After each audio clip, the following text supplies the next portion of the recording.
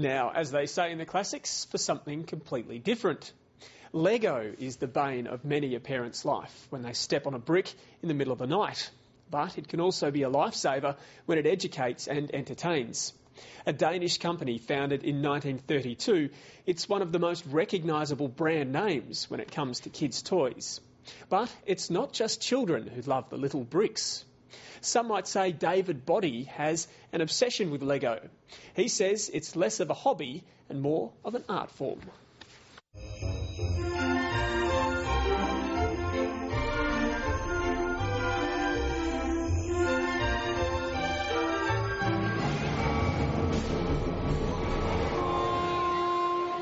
It's a physical art form. And yes, I'm inclined to buy models as they come out of the toy shop. I'll build the set and leave it as is, but the majority of my creations are something that I've worked on, and they're an evolution. You're limited to what you can construct things from based on what bricks you have lying around. So throughout the year I'll buy a few more sets and more possibilities will open up. I tend to buy sets in terms of what pieces they contain with some vision of what I can build from that set, not necessarily what that set is. So as people might give me another Lego set for my birthday or something like that, it opens up more possibilities because suddenly it adds to the collection, and suddenly a model that I'd built 2-3 years ago that I was very happy with suddenly presents new opportunities and I can rebuild it and do other things with it. Do you describe Lego as art in terms of what you do with it? But I do see it as an art medium. I see it as a way of expressing creativity in a way that I can't do with any other medium. I mean, I can draw, I can paint, I can author computer graphics on the computer, and there's so many different tools for that. But Lego enables me to do things. It gives me a very tight structure, a very rigid structure to work through. So, yeah, I'd consider it a form of art. Yeah, how much do you enjoy sharing your creations with other people? I think that is the prime motivation now. Certainly the public exhibitions are where it's at today. We had a few exhibitions at Malcara, and you've just got to look at the kids when they first see our layouts, our train layouts, and the slot cars racing around. It's the awe.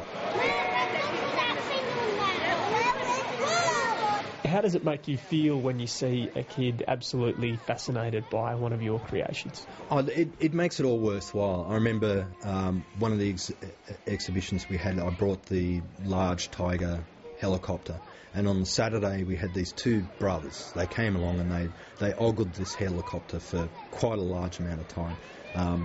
Parents ended up having to take them home and they weren't too happy about this. They were back the next day and they came up to me and said, "We went home and all we did last night was build helicopters out of our Lego." And it was that sort of appreciation. They'd seen something very grand that I'd put together, and just with the meagre resources of whatever Lego they had at home, it was motivation enough for them to keep and build things. It was really good. It was an endorsement of what I was doing, I guess.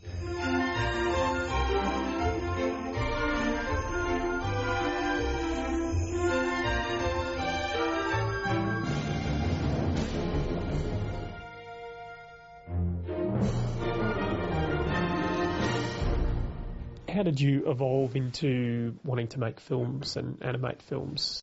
The beauty with Lego as a medium is suddenly you have access to being able to produce fantastic movie sets very cheaply and looking very realistic. So it's probably a cost type thing associated with that. It's cheap.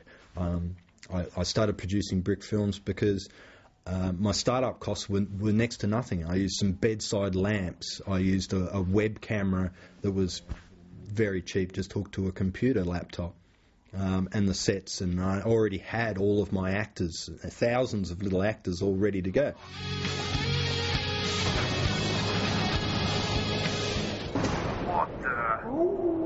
The more grander projects like Cyclic was pretty much 3 months worth of continuous work. So I was working a full-time job during the day, and I'd come home and I'd have dinner, help the kids with their homework, and then with the few hours an evening that I had free to myself, I'd be either building sets or creating the animation.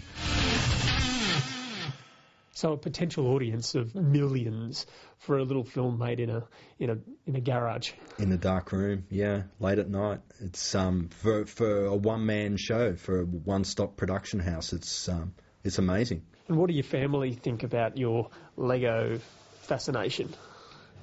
They didn't share that same enthusiasm. I guess they've grown up in a much different generation. I mean, colour TV, and all of the the modern entertainment that's available to kids today.